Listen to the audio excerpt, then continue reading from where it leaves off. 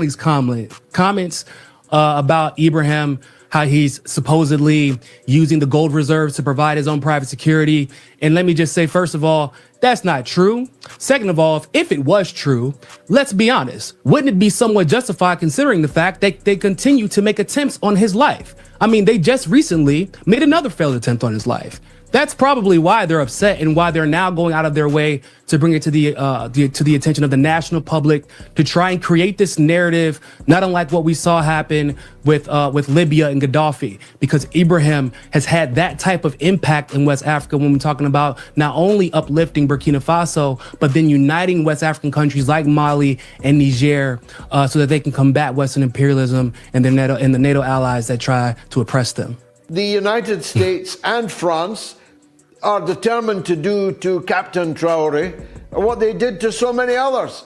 In Burkina Faso, to the great Thomas Sankara, in the Congo, to the great Patrice Lumumba, and so many other leaders that they have dispensed with extreme prejudice because their own interests were threatened by an African leader who's actually governing in the interests of his own people and not of the empire.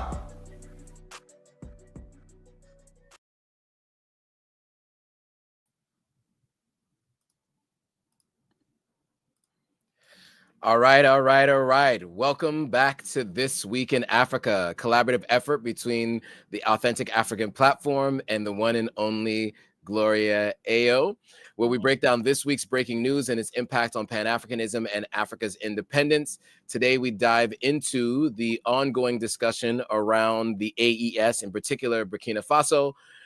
We talk about the foiled coup in Burkina Faso and the global protests standing in solidarity with Ibrahim Traoré. We're also going to talk about some other critical Pan-African updates. But before we do, let us do some introductions. So let's start with my co-host. She'll do her introduction and I'll introduce myself. Well, hello. My name is Gloria Ayo. I'm the creator and host of The African Story. What I do is I talk about history throughout Africa. I pick, different things, especially things that are historic. For instance, what happened on this day in a certain year. And I try to make it as infotaining as possible. And thankfully, we've been able to, get African history out there through this style. I'm happy to be here. I think this is my third week. And yeah, I'm very excited. I always look forward to Thursdays. So thank you for having me again. Absolutely. And I will say because of that content is the reason why I wanted to have Gloria on as a reoccurring guest, because she has the deep knowledge of what's happening and the historical context, which is helpful. So my name is Joe Hatagwa. I am the founder of AuthenticAfrican.com and all things Authentic African across all platforms. We sell products on the e-commerce store that are ethically sourced and handmade. That's what's available on the website. And then also at the same time, I have the platform bringing together people from Africa and the diaspora with three main goals: to get people to visit, move, and invest on the continent of Africa. All right, so today we are going to get into what has been happening in Burkina Faso and around the world in support of Burkina Faso. I want to first play a video from a military leader from Burkina Faso explaining the attempted coup and foiled plot, and then we will then talk about some of the what led to all of the protests, and we'll look at some of the protest videos as well. So we'll play this video and we'll have some commentary on the other side. The meticulous work of the intelligence services would reveal a major plot in preparation against our country, the ultimate goal of which is to sow total chaos with a view to placing the country under the supervision of an international organization capable of regaining control in 10 or 20 years, depending on the instigators.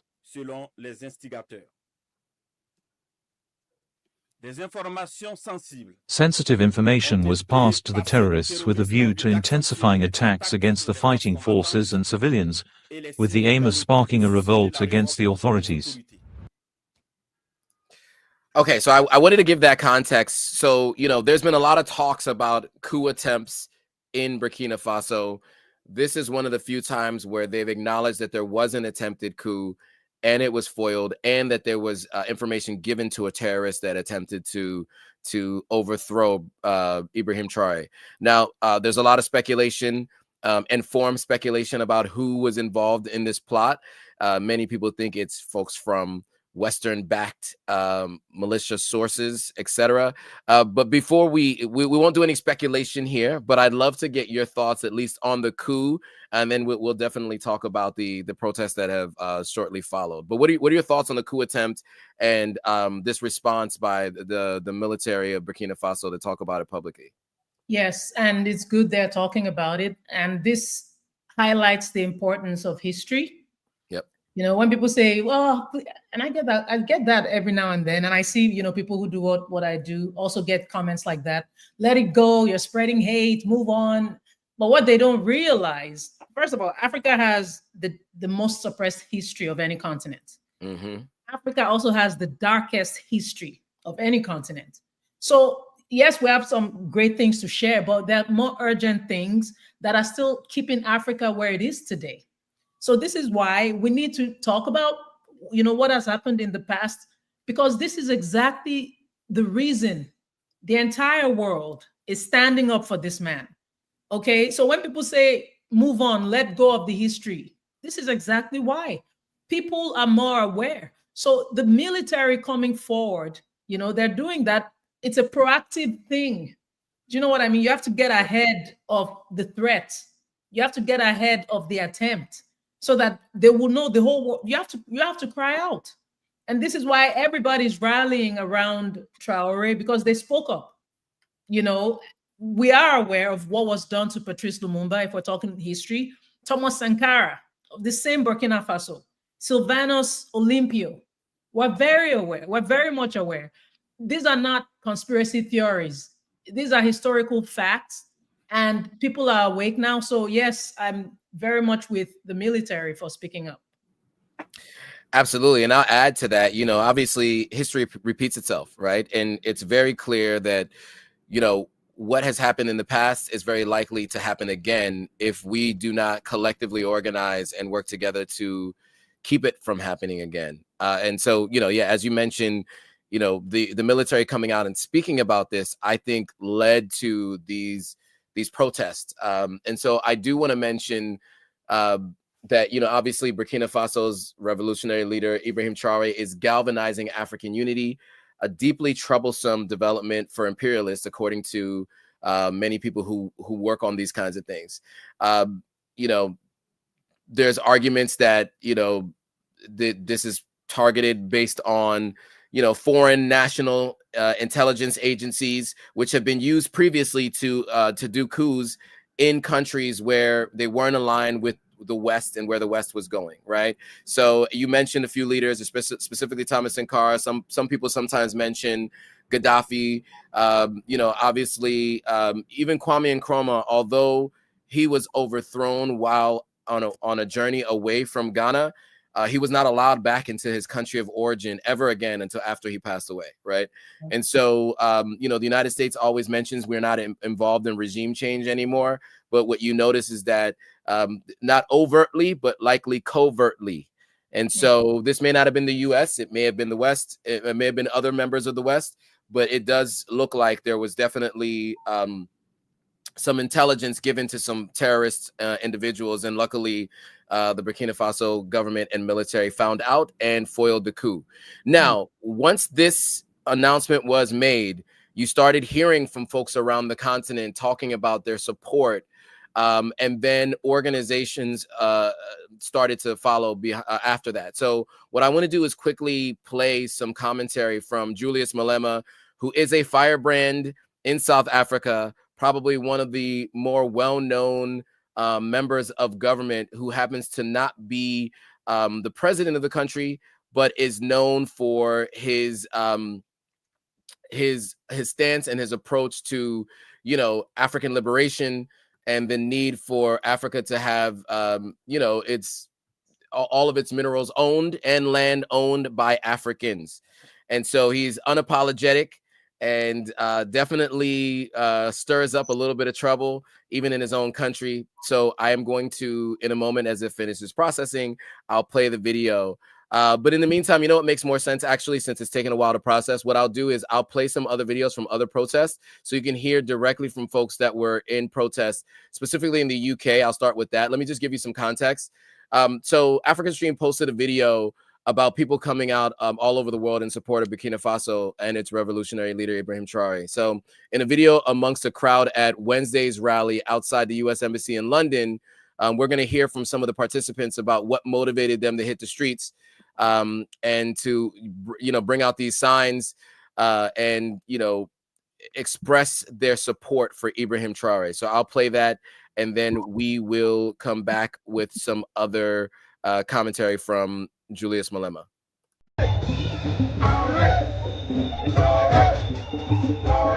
And I'm saying, brother, we are ready to come and fight for Burkina Faso. Black power! This is the reality of the time that we're living in today.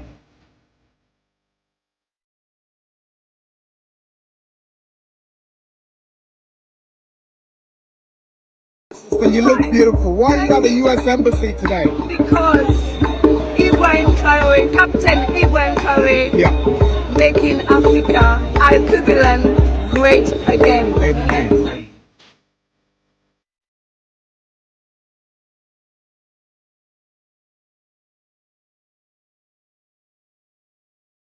Well, I'm sorry for language because he's again one of us, but during this is not new. It's not old. It's not a new thing. Back in the days during slavery, you always had like that one guy, that was saying, General, we initiate, like, yes sir, yes sir.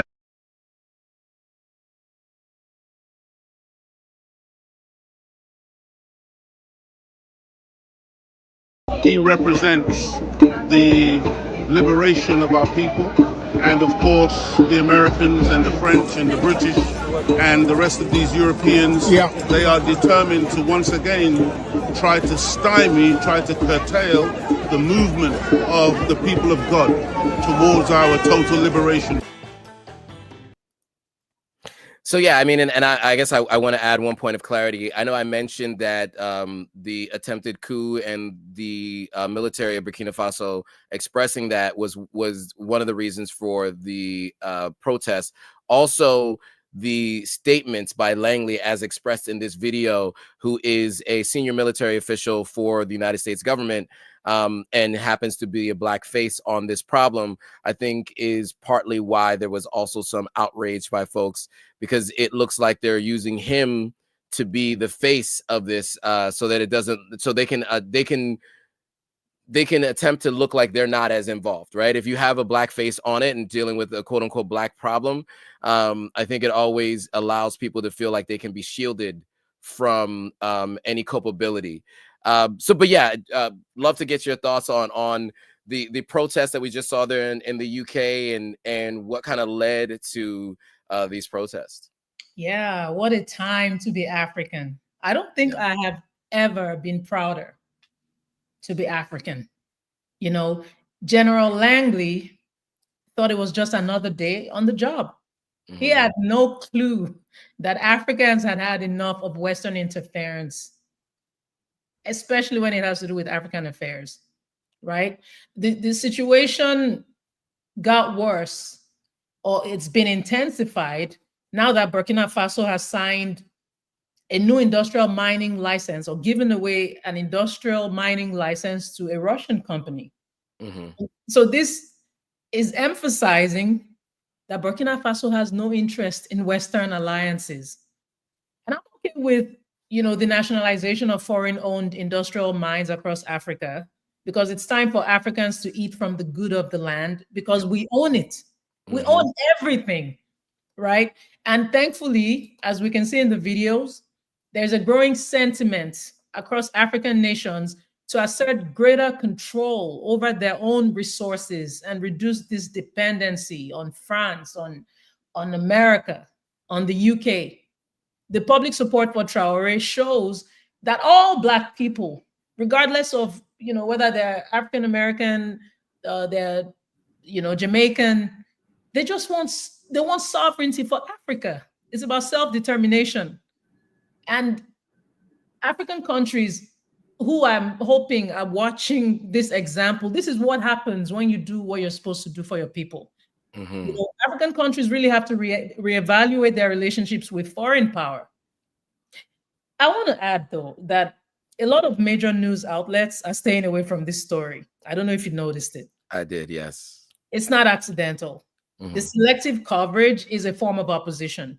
When thousands of Africans flood the streets to defend their sovereignty, you know, they go against Western meddling. They're supporting a young military leader who's challenging neocolonial power. That they don't think that's newsworthy. And that's proof that these media do control the narratives. They don't just report events, they curate the events. They decide what should get amplified. They decide what should be suppressed. But they forget that social media is the new media. So the people are much more aware. Yep. Imagine a leader like Traoré. He's expelling French troops. He's reclaiming gold mines. He's aligning with Russia instead of NATO. And he's being cheered I mean, Africans are rallying around him. Yes. Why would they want to talk about him positively? All we see are, you know, stories of human rights abuse, etc. But this is not making news. You're supposed to just cover the story. You know, what he's doing is disrupting the traditional narrative that Africa must be led by Western-approved, IMF-dependent people. So instead of showing Burkina Faso mass support, they're choosing to just focus on the negatives. And that's just so sad. But it's a new day. Africans are awake. Absolutely. And I think this is a unifying factor.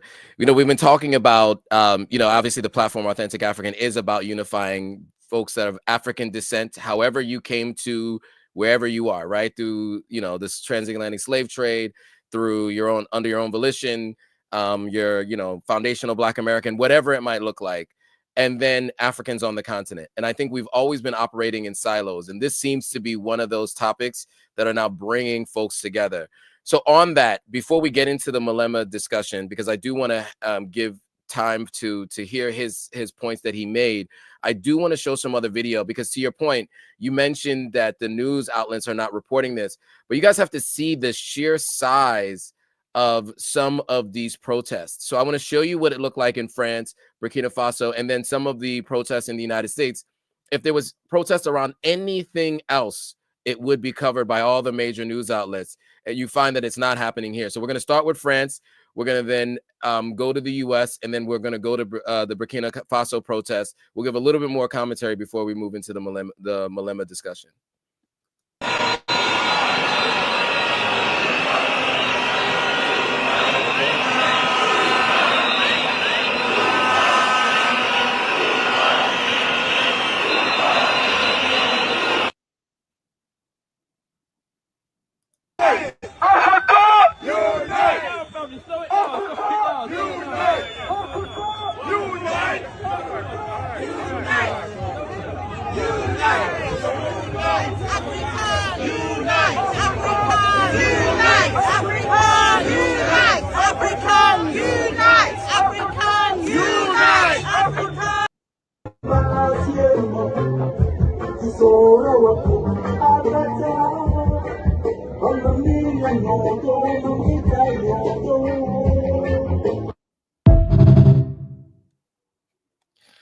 So I just wanted to show that, right? Especially the size of the protests in France. I mean, I can't estimate that number, but it looks like over 500,000 people, maybe even closer to, you know, 1 million. That many people coming together to protest what the West is looking to do to involve themselves on the continent. It's something like I haven't seen before. This is akin to many other large uprisings, but I don't know if I've seen anything like this before in response to something relating to Africa. And I think that's probably the most interesting and compelling piece to this. And the fact that the news isn't reporting on this is telling. So any additional thoughts on that after we just watched that and specifically those videos? I just can't be more proud. I'm just so excited. And, you know, Traoré should be extremely proud of himself, you know, him being a unifier in this way.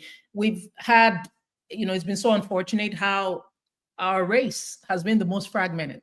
right? Tyrese even commented on this.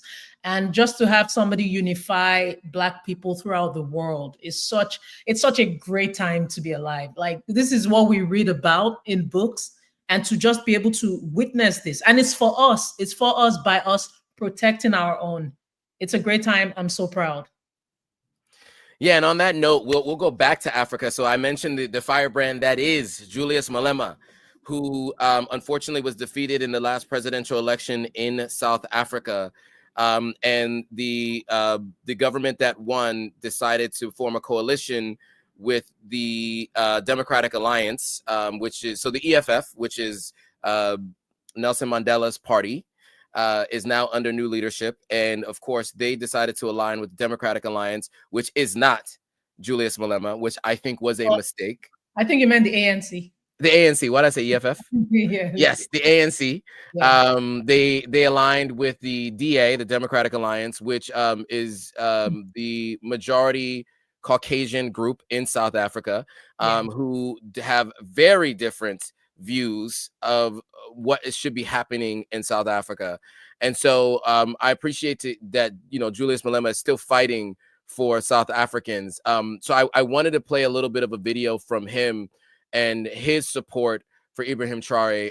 You know, and this, he says, we are all Ibrahim Traoré. So it's a powerful message of solidarity with Burkina Faso's revolutionary president sent out by Julius Malema himself. He's the leader of South Africa's Pan-African movement, the EFF, which is who I wrongly referenced earlier. But it comes after Ouagadougou revealed that they had thwarted another coup plot and the recent slander thrown at Traoré in the U.S. Senate. So Malema also denounced the U.S.'s efforts to destabilize Burkina Faso by insinuating its leadership was using gold reserves to pay for its own security, because that was what the insinuation of Langley was. So I'm going to go to these comments by Julius Malema, and then we'll give some commentary on the other side. America must never tell us what to do. The same United States, which is furious at being cut. Sorry, let's try that again. America must never tell us what to do. The same United States, which is furious at being cut off from the riches of Burkina Faso, cannot tell us what to do. We stand with Captain Traoré.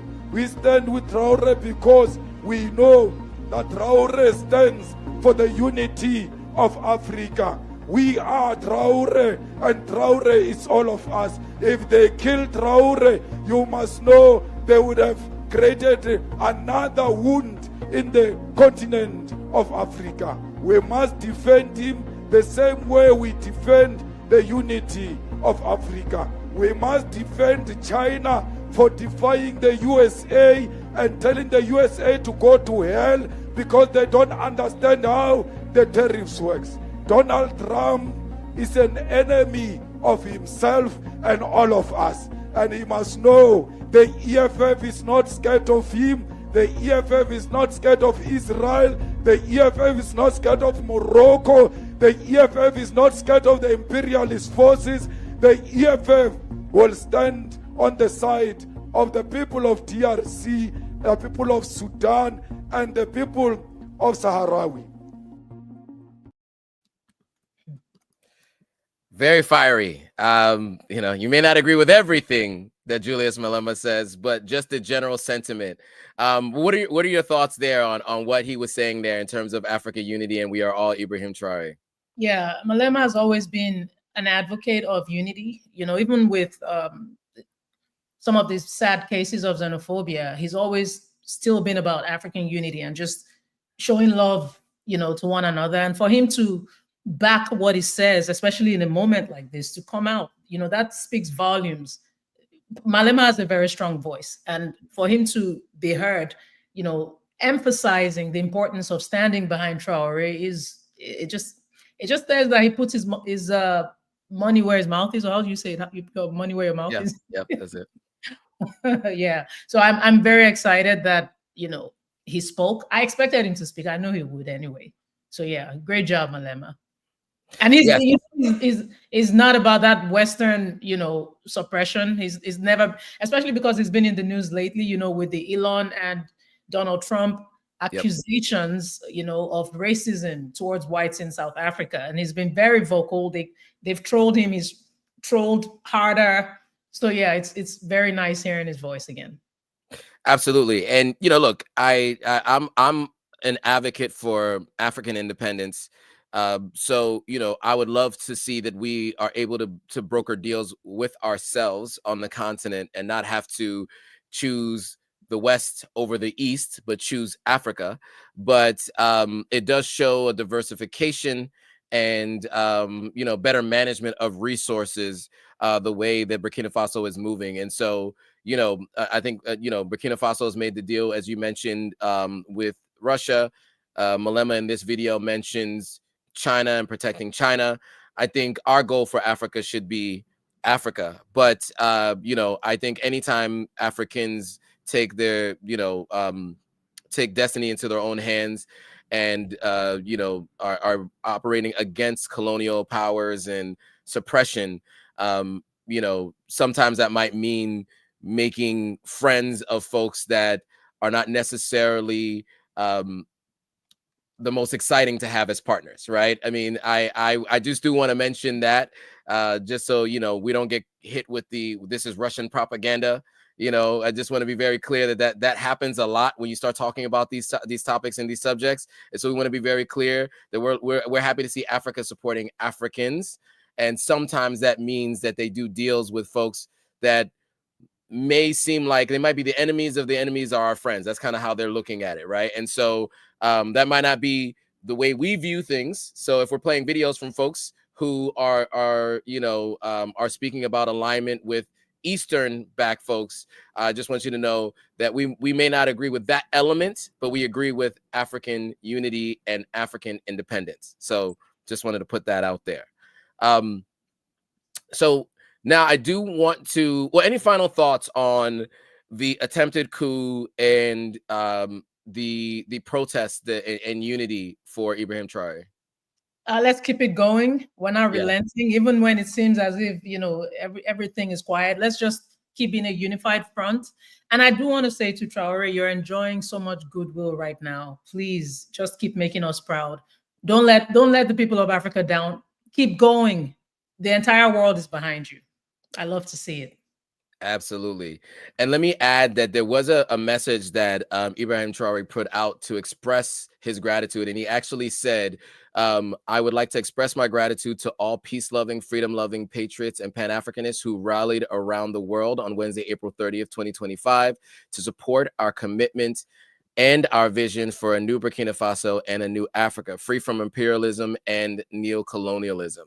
Your active solidarity and this demonstration of sympathy strengthens our conviction that the fight we are waging for a fairer and more equitable world is justified. We will never bend our backs in the face of adversity. We will stand firm until our peoples are truly emancipated. With you, we are certain that victory over the forces of evil is at hand. Together in solidarity, we will defeat imperialism and neocolonialism for a free, dignified, and sovereign Africa. This guy is something else. I really appreciate how he immediately meets the moment and knows how to communicate all the things that need to be communicated. And so with that, that concludes that portion of the live stream in terms of talking about the AES and specifically what's been happening around the coup attempt and the subsequent protest around the world. We will continue to follow these stories and continue to bring you guys more updates as we get more. Next, we want to move to Namibia. We do have a newly elected president of Namibia, first female president. And can you say her name for me, please, Gloria, so I don't mess it up and butcher it? Oh Lord. I want to be forgiving Namibians. Nandi Ndaitwa. Yes. And so we're going to cover two stories. One where she's taken swift action, and another one, a positive action has been taken. So I just want to pull up the first story and talk about swift action taken, was kind of more of a negative situation that happened there, but some swift action was taken, and then we're going to get to a positive story after that. So let's first get to, so first of all, let's just be clear, there's going to be a review of Namibia's female president. The first story is the agriculture minister sacked for SA allegations, and then of course we're going to talk about how education is going to be free next year. So the first one is they were hit by its first major scandal after the agriculture minister was dismissed following allegations of SA of a 16-year-old girl 5 years ago.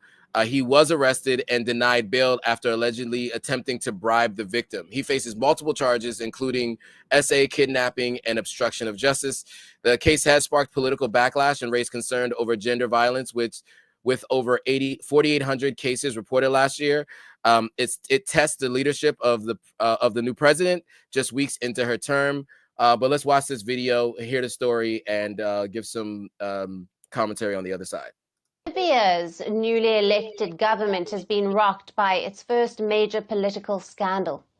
Just weeks after President Netembo Nandi-Ndaitwah took office as the country's first female head of state, now the country's agriculture minister, Albert Hengari, has been sacked after being accused of raping a 16-year-old girl 5 years ago. The 59-year-old was arrested over the weekend after police say that he tried to bribe the victim, now 21, to withdraw her complaint. Hengari, a former academic, appeared in a Windhoek magistrate's court on Monday, where he was formally charged and denied bail. Authorities say that he poses a flight risk and could attempt to influence witnesses. He faces multiple charges, including rape, kidnapping, assault, and obstruction of justice. He remains in custody, awaiting his next court appearance, scheduled for the 3rd of June. For President Nandi-Ndaitwah, who campaigned for gender equality and transparency, this scandal presents her first major test in office. And she acted swiftly, denied him bail, right? So, or her administration did. So it seems as if she's at least, you know, as you mentioned, putting her money where her mouth is, right? Walking the walk and talking the talk. But any thoughts that you have on this particular case and how it was handled? Okay. First of all, I'm extremely excited for Namibia because SA has been on the rise. It's, you know, and it's gone on for years without swift action taken, at least not of this magnitude.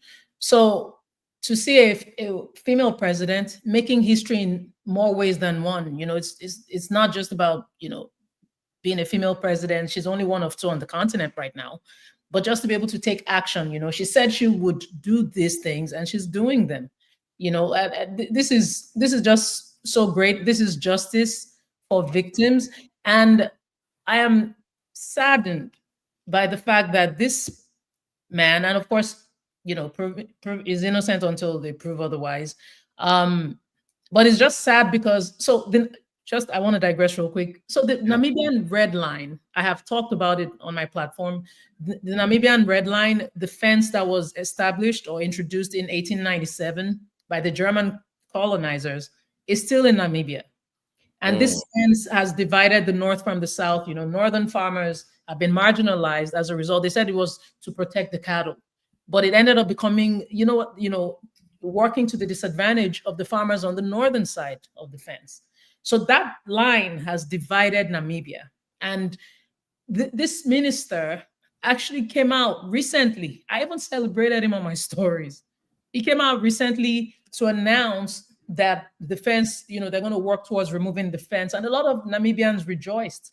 You know, as the story kept developing, of course, the case around the rape accusation kept coming up. And it started seeming as if maybe, allegedly, that was the reason it was so passionate about removing the red line, because of this spending case. But in spite of all that, you know, I'm just happy that President Nandi is doing that which she said she would do. And justice for the victims. That is, if the case of him trying to bribe this now 21-year-old girl, if the case is confirmed, is just so sad. And yes, it's sad, but it's great for Namibia.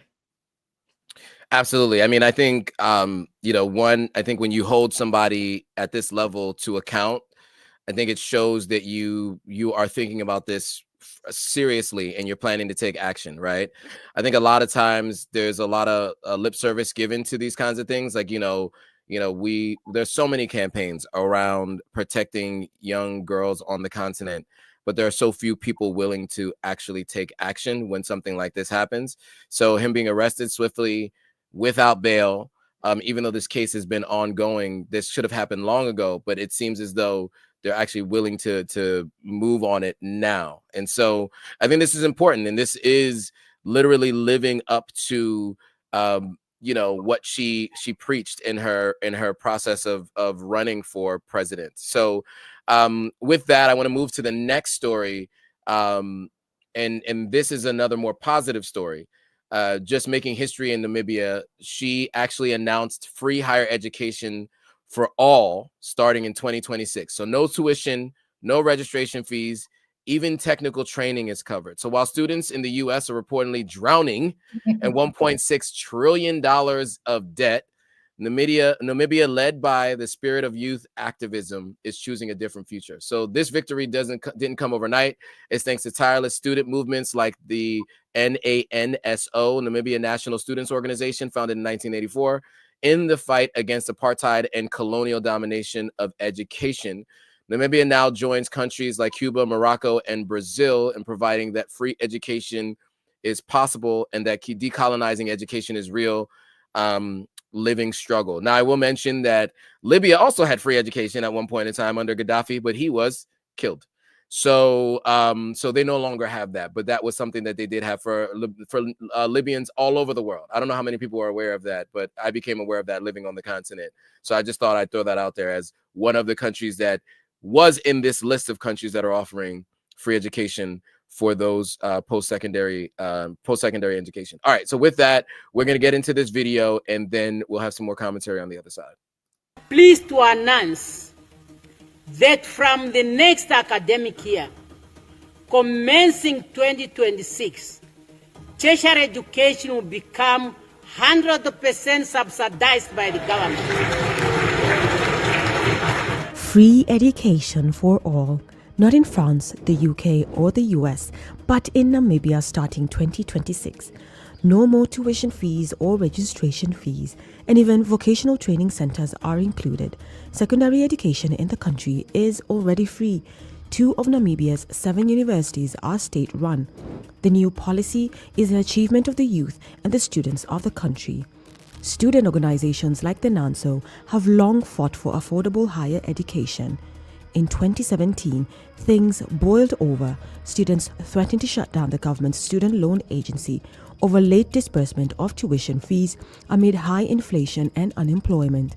NANSO itself was founded in 1984, inspired by students' uprising in South Africa against apartheid-era inequality in education.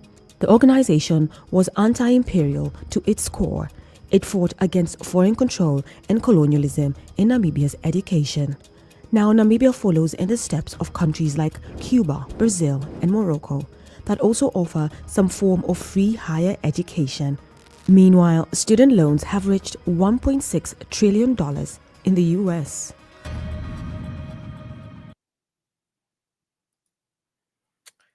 So, free education. That's technical schools and other forms of higher education. Your thoughts, Gloria? Yes, I'm passionate about things like this because while some politicians throughout the continent are weaponizing illiteracy, are keeping the people uneducated so that when it's time for election, they can, pay their way through, buy their votes for peanuts, or just keep them, if you're not informed enough, you just won't know better. Right. That illiteracy gets weaponized. And here is a woman who only just got sworn in, and she's giving the people free education. She understands the importance of education. It's why you and I do what we do. Right. Our people need to be informed. And of course, thankfully, there are a lot of literate Africans, right? But because of the rots in the system, many people or some people have been deprived of quality education, terrorism, all kinds of things going on. So it's so refreshing. And it's happened in, apparently Botswana also has free education. So yay, I guess, shout out to them as well. Yeah. Just seeing countries who prioritize things like this, it just says a lot. And watch Namibia fly. Keep your eye on Namibia. Namibia is about to fly because with this, oh goodness. And I will say to any Namibian listening, please take advantage because the education is free. This is a woman. I'm so impressed at how she's prioritizing gender justice. She's prioritizing education reform. That's accountability, social development. I love to see it. Do you mind if I digress real quick? I want to go for it. No, of course. President Hassan in Tanzania has been an oppressor. Right. Also a woman, by the way. I think also a woman. Right. It's only 2 on the continent. And I hope, and this is why I'm hoping, I don't want to sound like I'm speaking too soon, that President Nandi just keep, she seems like a really simple woman, just keep going, keep building this legacy. Because in Tanzania, President Hassan is suppressing opposition leaders. And she's been, Tundu Lissu, for instance, has been suppressed for years. She's been, anybody who criticizes her gets in trouble with her. Recently there were concerns around Tundu's whereabouts. As far his family and his friends were wondering, where is Tundu? This is a woman oppressing people in Tanzania. She's doing some good things, I'm sure she is, but as it relates to human rights violations, she needs to be called out for it. And it's just so disappointing, I want to see more examples of women, prove that when it's your turn, you can just, it's not about gender, right? But you have the opportunity to make such a difference. And this is what you choose to do. But anyway, on the other hand, we have the example of Namibia, where the president is for the people. And we hope it keeps going that way. Well put. Yes, I don't have too much more to add, but to say I was fortunate enough to have a scholarship from the school that I went to growing up that helped pay for majority of my post-secondary education. Wow. I am looking at education in the United States. I went on a college tour with my nephew last year. NYU is $92,000 per year. Mm-hmm. These schools are, and the cheapest school we found was as a 4-year institution was $30,000 per year. I went to a private institution 20 years ago that was $20,000, and it was already more expensive than most other schools at that time. So to see how expensive, college has become in the United States, to see that folks are able to get an education and hopefully a quality one for free now, I think will be a game changer. And so I'm looking forward, as you said, to seeing how Namibia flies moving forward. Before we get to the next stories, I do want to read some comments that came in from some folks while we were talking about the earlier stories. So there was a couple of folks that just mentioned that I think he can unite us if we stand behind Traoré. The Real Source says the U.S. media would rather flood the news feed with sinners, NFL draft, and Shannon Sharp, all entertainment. We'll just leave that there. T says, I think we can unite if we stand with him because there's nothing that unites people like a common enemy. Love from South Africa. So T's from South Africa. Fred Bantu says, Malcolm X, they'll pay one of us to ill all of us. To say it was one of us. They will pay one of us to ill all of us, or, to off all of us, to say it was one of us. That is right. Nanya says, my and our ancestors continue to guide and protect. May our ancestors, continue to guide and protect Ibrahim Traoré, for sure. Pro Woman says, many are calling for the Congressional Black Caucus to make a statement in support of Traoré. No statement issued yet. There will not be one. Let me be clear. The Congressional Black Caucus will not be making any statements in support of Ibrahim Traoré. I think, I don't know if there was ever a time where the Congressional Black Caucus would be the ones to make that kind of statement. Unfortunately, they all happen to be of the same complexion and of what we call race, but I don't think they all are in support of an independent Africa in the way that all of us watching this are.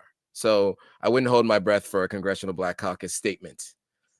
It's likely to be a statement of, you know, very like neutral, if anything, unlikely to be in support. Sunday says, if you want African to grow up, okay, to grow up exportations, okay. Bravo to Traoré, God send your angels to protect him.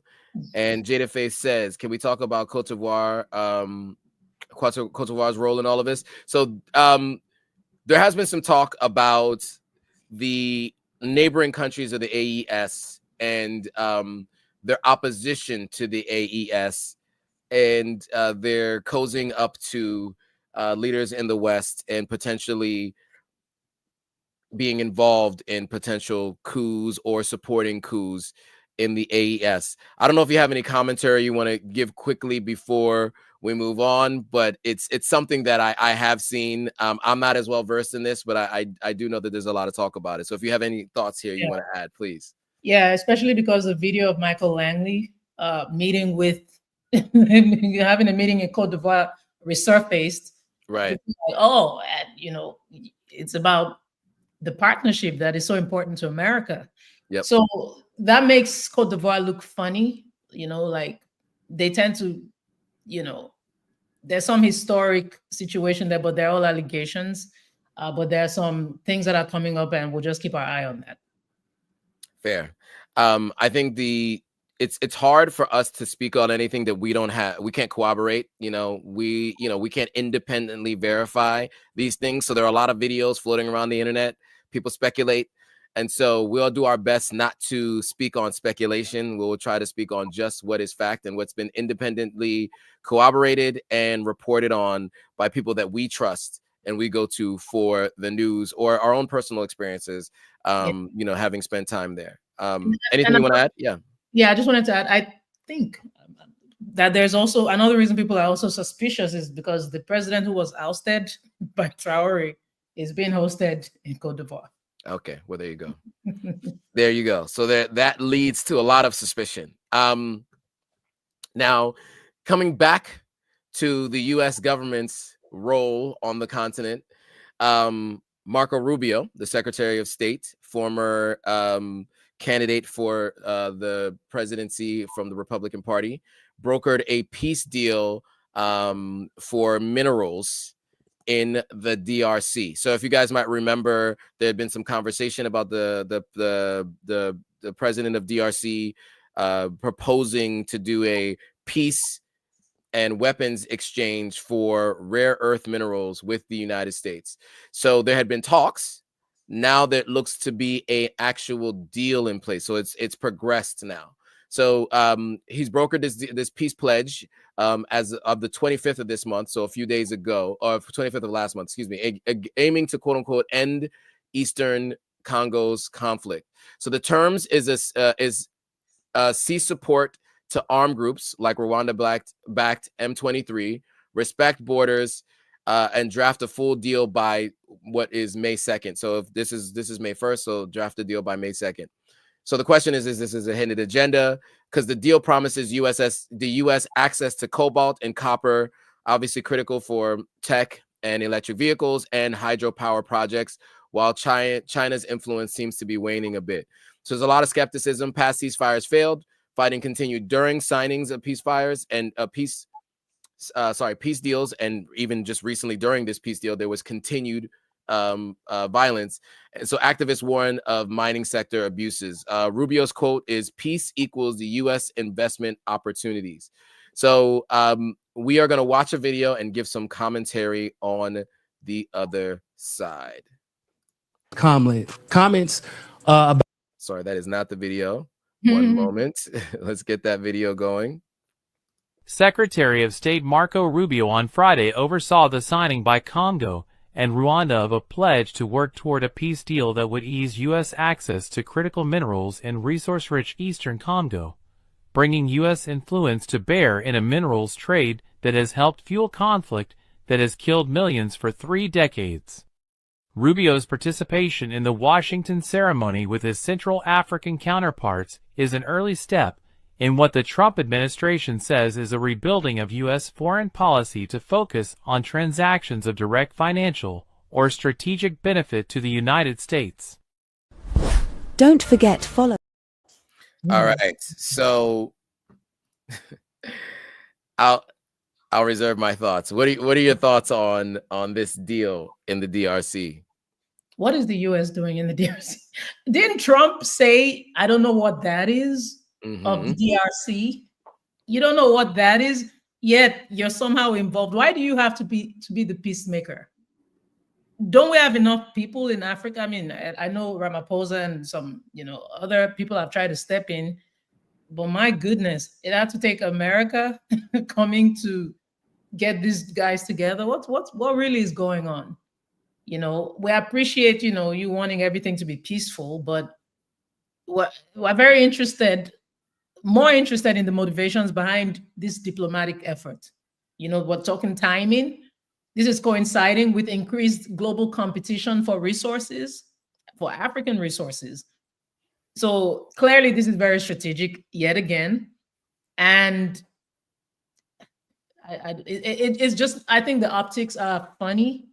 They had to step in, to broker for peace. At the end of the day, they're just trying to get access. So it's all about access. And these are the things that, upset Africans even more when it's, again, yet another form of Western interference. Yeah, absolutely. And I'll just add that, we're going to cover a story in a moment that speaks to the U.S. aggression and this particular administration's inability to use tact and precision. Right? They squeeze first, ask questions last, to quote a rapper from the 90s. But, honestly, I think one of the biggest issues that we find is there's a lot of incompetence in this group, right? Signal chats leaking, friends in different signal chats where obvious national security secrets are being shared. And these are the same folks in these signal chats that are going to, quote unquote, broker peace somewhere where they have no history, no involvement, no knowledge and understanding, right? I mean, yes, the Secretary of Defense was in the military, but he was a low-ranking military official. They fired someone who was a high-ranking military official who could have helped understand maybe some of these things so they could be a little bit more precise in these talks and how they execute some of these things. I don't know if I'm a fan of U.S. involvement in these situations anyway, because we almost always screw it up, and especially this particular administration understanding how they've been operating thus far, like just in the last 200 days, less than 200 days. So those are my thoughts there. I got a lot more to say, but I'll leave it at that. I don't want to sound too partisan, but that to me, I think is a problem. So moving on to the next subject of the United States and our involvement elsewhere. So that same signal chat that I was talking about, you guys might have heard the name, the Houthis, right? This is a group that they were talking about an airstrike on, like literally the day, the time, all of that was in this signal chat, which, by the way, had a reporter in the signal chat, right? So if people aren't familiar, Signal is a secure messaging service that technically is supposed to be secure, but you're not supposed to use this as a government official. You're supposed to be having these kinds of conversations in a room that's protected. One of them was in Russia having this conversation on Signal, or at least having it happen on his phone while he was in Russia. Others of which were not responding or responding, but nobody really pushed back except for sort of the vice president a little bit, and not even for the reasons that you should push back on this. So I wanted to give that context to then go into this story, because how does that impact Africa? Because this is Yemen we're talking about, but what does this have to do with Africans? So the U.S. airstrike kills African migrants in Yemen. So here's what we know so far. And this was as of 2 days ago, some of the most recent updates. So 68 plus African migrants, mostly Ethiopian, experienced loss of life in an alleged U.S. strike on the Yemen detention center. Now, to be clear, I think we have to say alleged, but there are people who are using Google Maps and posting on Twitter, this is a location of a Yemenis or Houthi, security center or whatever. And so some are alleging, suspecting that this bombing was based on intel that came from X, not Twitter, I should say X, like literally from X, not any national intelligence, from X. So 68 African migrants, as I said, mostly Ethiopian. The Houthis released graphic footage of the survivors digging through the rubble.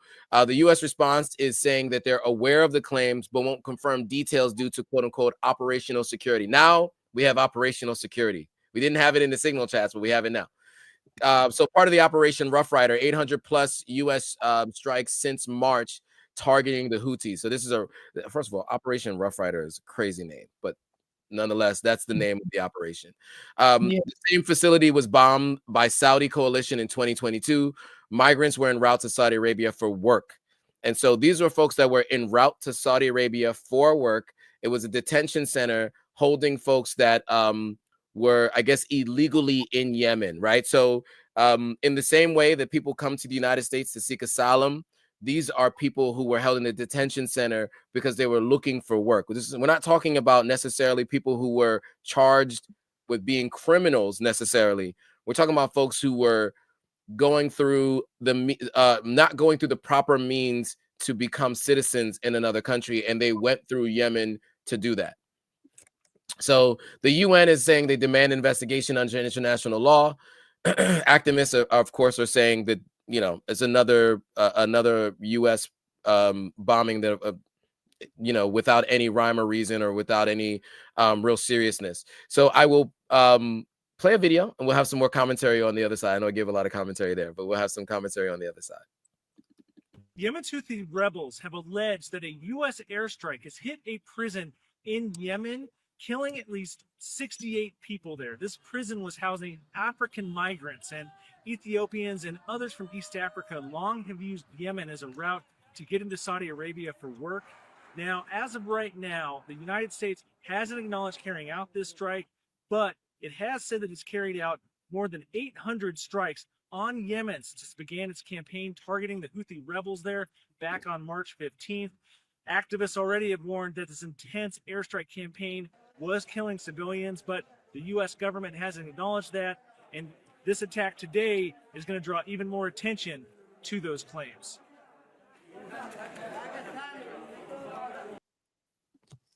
So for an administration that said no new wars, right? No new wars. We're not at, we don't participate in any new wars, no new bombings, etc. This seems to fly in the face of that. But I'd love to get your thoughts on this particular Operation Rough Rider and the 68 African migrants that experienced loss of life just trying to find work in Saudi Arabia and going through Yemen to do so.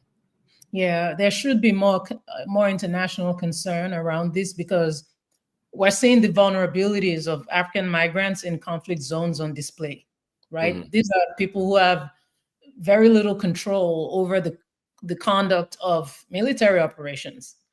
And Yemen has actually, historically, it's been a point for African migrants that are seeking for better opportunities in the Gulf states.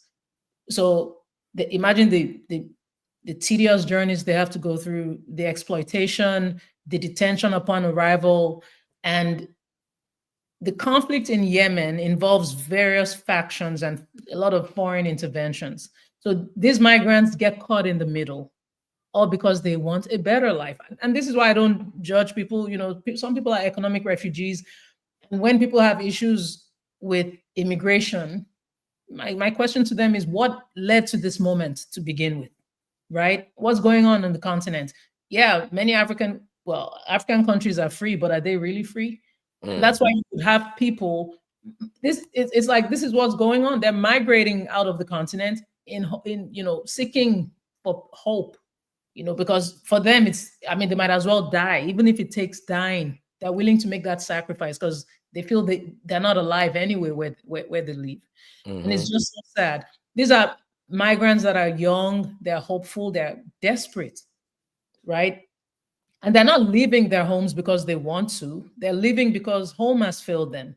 Or should I say the systems have failed their home, right? They're not necessarily, nobody wants to be a second-class citizen anywhere. They just want to survive. Some of them are fleeing war, hunger, collapsed economies, extremist violence, climate disasters, all kinds of things. They're not trying to tour these countries. They're just desperately trying to get some relief. And for this to happen, you just get killed, you get unalived in someone else's war. It's just sad, from Africans drowning in the Mediterranean, dying in Yemen. It's just really heartbreaking. And if only our leaders will wake up and do what is right. Again, Africa has all it takes. The continent needs to be fixed so that if people choose to migrate, it's a choice. It's not an escape plan. We don't want Africa to feel like a curse. Africa is a blessing. Deep down, most people just want to be home. People want to be with their language, their food, their sky. But until all these problems get fixed, we will keep having these issues. And sadly, more people could be unalived along the way. Absolutely. Yeah, and I think that's why Ibrahim Traoré and the AES leaders have so much support internationally. And when I mean internationally, I mean across the continent and of course outside the continent of Africa. Because as you can see with every move that he makes or they make, it is with the country's best interest at heart. And everything is meant to be homegrown so that people don't have to leave, right? We don't have this issue of brain drain.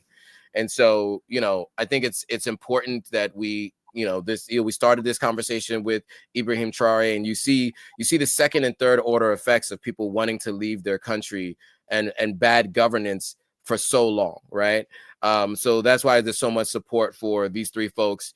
And it looks like some other countries are gaining some support of their people as well as they continue to engage with the folks in the AES.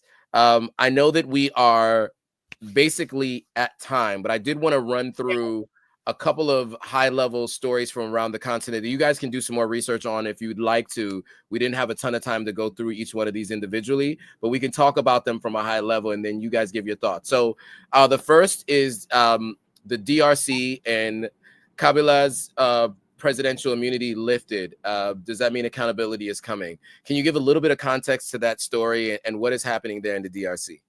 Yeah, so Kabila used to be president, and first term he did well. Second term, not so much, and then of course trying to stay longer, and now he's coming back trying to be popular among the people. My thinking is, okay, but how did you perform in your second term? So it's clearly a lot of tension there, and there are allegations of him siding with the M23 rebels. So yeah, this is a developing story, but it's clearly just a tension thing going on and people fighting for power. But I think some Congolese people feel that he may be a better choice because they don't think the current president is doing much. And he at least had that one term. Kabila had that one term where he seemed to have done well. So yeah, it's just a power toss. Yeah, so, but with his presidential immunity lifted, it seems that there's a potential for him to end up as a political prisoner, right? Which is the challenge that we see a ton on the continent. Okay, so we'll stay tuned to that story, and we will continue to keep you guys updated on any major and relevant updates. So with Kenya, the cops who shot protesters, I don't know if you guys remember at the end of last year, there was some massive protests in Kenya, and they opened fire on protesters. So it looks like they're under investigation. Any other additional context that you can give to this story, Gloria? Yes. So this was actually done by the BBC. There's been some investigation, and now human rights organizations are now asking for these investigations to be renewed after this BBC expose came out. So it exposed members of the security forces who shot dead 3 protesters at Kenya's parliament. And, Kenyans, like I said, they're so politically conscious that, they're going to keep holding these people accountable. And I'm here for it. Absolutely. And then so Gabon, the AU lifts suspension after the most recent president's contested win. Can we talk about what this suspension was and what it might mean for Gabon now? Yeah, I guess now that he's democratic, remember last week I was talking about how he just, going from military to a democracy shows that he's just trying to be president the right way. So Sure. I guess the AU at this point is just like, okay, yeah, you're unsuspended, you're very much legitimate. They've moved on. So Ali Bongo, you're definitely not coming back as Gabon's president. Yeah, I don't think anybody's making noise for Ali Bongo. So moving on to South Africa, probing apartheid crimes. I think this is interesting. So can we talk a little bit about this? I'll just hand it over to you. The floor is yours. Yeah, after independence in South Africa, it was more of, okay, let bygone be bygone, let's move on, forgiveness and all that beautiful stuff. But what Ramaphosa has been doing, of course, we've heard about the land reforms. Ramaphosa seems to be actively trying to undo some of the injustice from the past. Sure. And he's ordered an investigation to establish whether previous governments intentionally blocked investigations and prosecutions of apartheid-era crimes. So if anything, the survivors and the families deserve closure. So, I mean, imagine living with that for decades and you say, okay, yeah, I get it, forgiveness, but there has to be justice as well for people to heal. So, yeah, I'm happy this is happening, actually. 100%. Yeah, I agree. I think it's no matter how late, better late than never. Yes. Never late is better, but better late than never. Yes. Okay, so now moving on to Somalia. This is the last story. So they banned Taiwanese entry and backs one China policy. This is controversial, right? I don't know if you guys are aware, those who are paying attention. There's like the 3 T's that you're not allowed to talk about when it comes to China, right? So if it's in a movie or anybody who's in a movie, they will not play that movie in China. So Tiananmen Square, Taiwan, and what's the other T now? I've forgotten the third T. Tiananmen Square, Taiwan, and it's gonna come back to me later. But those you just don't talk about them. And when it comes to Taiwan, China does not recognize Taiwan as a separate country. Just like how Russia did not want to recognize Ukraine as a separate country, and it's supposed to be part of Russia. Taiwan is in a similar state. The United States has. Sorry. Tibet. Sorry. Yeah, Tibet. Yes, that's it. That's the third T. Yes. So Tiananmen Square, Taiwan, and Tibet. And so, as far as Taiwan is concerned, the United States recognizes Taiwan as a separate country. Many of the United Nations, etc., recognize Taiwan as a separate country. China does not. And so that is a point of contention. And the United States and other Western-backed countries have mentioned that they would offer military assistance to Taiwan if ever invaded by China. So just for that context, Somalia has banned Taiwanese entry to their country, right? If I'm not mistaken. And they're backing the one China policy. So can you give your thoughts on this backing of the one China policy and what's happening here in Somalia? Yeah. So both countries have imposed entry bans for each other's citizens. And clearly there's a lot of teeth. There's a teeth going on. And it's all because of Taiwan's recognition of Somalia's breakaway region of Somaliland. So siding with China, and China and Taiwan with all the history going on and the conflicts, siding with China is choosing a side, and it's clear. And China is happy about this. They're in support of what Somalia did. So, yeah, I have concerns when Africa gets caught up in geopolitics that this is really far from home. And here we are, being caught in the middle, used as pawns, it seems. But yeah, I guess we'll keep our eyes on that one. Yeah, absolutely. Okay, so any final thoughts on any of the stories or all of the stories? It seems like there's still some comments coming in about Traoré. I think people are very excited about that conversation from earlier on. Yes, and they will also be excited to know, if they don't already, that the AES now has access to the Atlantic Ocean. All right. So they had a meeting in Morocco, and yeah, now they're going to be reducing their reliance on ECOWAS trade routes. So this will open new markets for their exports, and yeah, and you know, Algeria is also somewhere in the mix. You know, Algeria and Morocco have these tensions going on, but Algeria couldn't offer the AES what Morocco could, you know, which is access to the Atlantic Ocean. And yeah, so that's a major development with the AES. Absolutely. And so I'm trying to figure out how I can find a map so that I could show that to people. You know, I'm looking for a way. I'm looking, but anyway, yeah, I mean, I think so. We're talking about this. So okay, here we go. And so it's still gonna have to go through Mauritania. Okay. I would imagine, right? Because Morocco on the other side here. We're now going through. We're now doing geography, African geography. My geography is not. But anyway. Okay. But you know, they are landlocked, so being able to have access is very important, and it's progressive. Absolutely. I'm trying to see if I can find a map that shows it, and of course, all the maps show portions, but not all of it. Okay, yeah, here we go. I think this is. Here we go. Finally, I found something. Good. Because that was tough. That was tough. So let me share my screen just really quickly. So just for context, right? Because we're talking about something, and we want to kind of share what it means. So let's see here.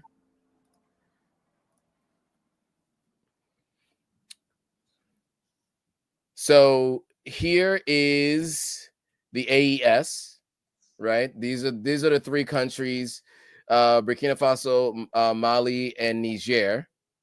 And then here is where Morocco is. So Mauritania is in between, but Morocco is now saying their access to the Atlantic Ocean is now available, to the AES. And so can we talk through what the story was, though? What exactly was the agreement that they came to? So basically, the Sahel now has, so there is an initiative, right, that Morocco now has with the AES. The leaders actually met in Morocco to have this agreement completed. And what came out of it is that now they get to have access to the Atlantic Ocean, because Morocco actually, it's very central as far as the Atlantic Ocean is concerned. And collaborating with them is going to give them intra-African partnerships that help to ensure that their sovereignty is being respected. And it would also keep them away from traditional Western influence. So that's the deal with that. And, Morocco has been very pivotal with that. And again, it's geopolitics. It's the situation with Algeria. And I guess it's a game at this point, and the AES seems to be winning. I do like that it's a regional thing, going to Russia, going outside going to Turkey. Yeah, I get all that, going to China, but I always prefer when it's regional. So if we're going to have the regional war, in the name of geopolitics, let it at least be on the continent.